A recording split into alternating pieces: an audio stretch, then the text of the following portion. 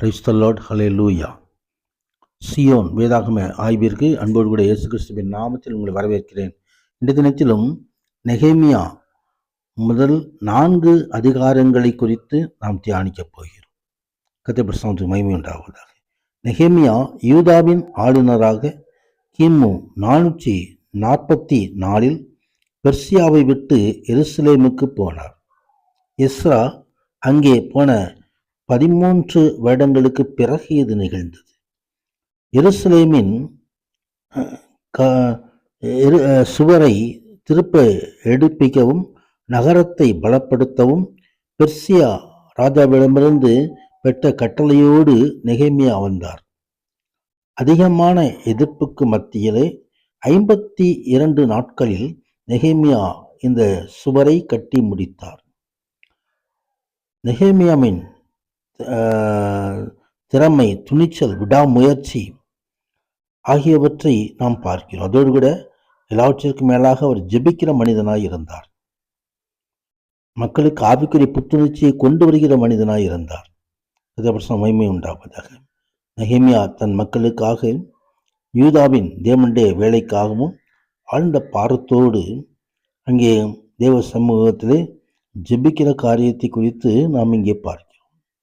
கர்த்தருடைய மகிமை உண்டாவதாக. அங்கே அதிக கண்ணீரோடு இதயத்தை தேவனிடத்திலே உபவாசித்து மன்றாடினார் என்று எழுதப்பட்டிருக்கிறது.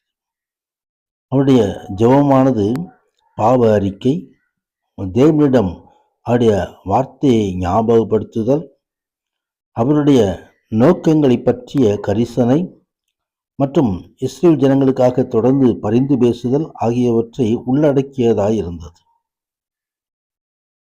மகிமை உண்டாவதாக. ஆம், அங்கே ராஜாவாய் இருந்தது பெர்சியா அரசனாகிய அர்த்தசஷ்டா. யூதர் நிமித்தம் இந்த அரசன் முன்பதாக இரக்கம் கிடைக்கும்படியாக நெகேமியா தேவனை நோக்கி பிரார்த்தித்தார். மகிமை உண்டாவதாக. இங்கே நம்முடைய கவலைகளை முதலாவது தேவனிடத்தில் தெரியப்படுத்த நெகேமியா கற்றுக்கொண்டார். ஜெபமே ஜெயமாக இருக்கும். 2வது அதிகாரத்திலே ராஜா அர்த்தசஷ்டா நெகேமியாவுக்கு எருசலேமுக்கு போக அனுமதி கொடுக்கிறதை குறித்து நாம் பார்க்க முடியும். மகிமை உண்டாவதாக. ஆம், அங்கே இந்த ராஜாவுக்கு அரண்மனையிலே பான பாத்திரக்காரனாய் இந்த நெகேமியா இருந்தார். மகிமை உண்டாவதாக.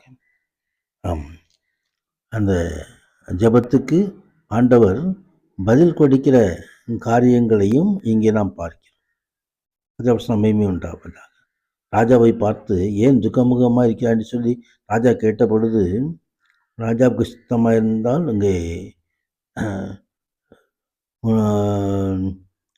இங்கே அடியனுக்கும் சமூகத்திலே தயை கிடைத்ததால் உங்கள் பிதாக்களின் கல்லறைகள் இருக்கிற பட்டணத்துக்கு அந்த பட்டணத்தை கட்டும்படி யூதா தேசத்துக்கு அனுப்ப வேண்டும் என்று சொல்லி கேட்ட பொழுது ராஜாவும் அங்கே அனுப்புகிறதான ஒரு காரியத்தை நாம் பார்க்க முடியும்.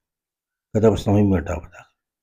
வந்து நெகேமியா எருசலேமின் மதில்களையெல்லாம் பார்வையிடுகிற காரியத்தை குறித்தும் பார்க்கிறோம்.